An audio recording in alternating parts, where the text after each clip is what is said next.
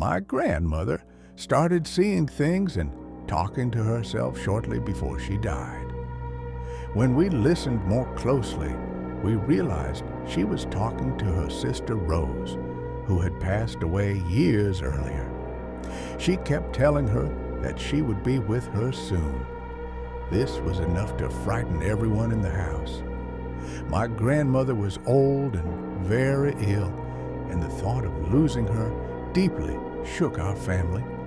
While we tried not to dwell on that possibility, something even more disturbing began to happen. It felt as if spiritual beings were speaking to her. Concerned, we sought help from a doctor.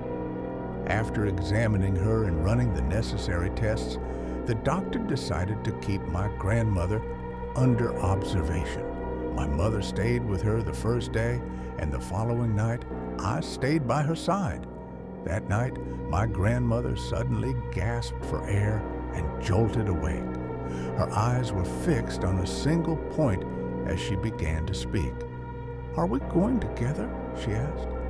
My heart started racing and panic set in. I moved toward the door to call the on-duty doctor.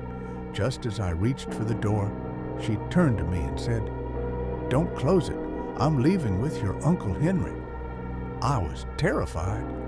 My Uncle Henry had left town a week earlier for work.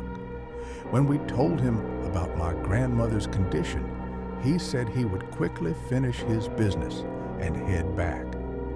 At that moment, my grandmother's heart rhythm began to fail and the machines started beeping. I ran to call the nurses. Despite all their efforts, we lost my grandmother. When I called my mother to tell her what had happened, my father answered the phone. That was when I learned that my Uncle Henry had been involved in a serious car accident while traveling back and had died at the scene. My skin crawled. I don't know what you believe, but my grandmother truly spoke to deceased relatives before she passed away.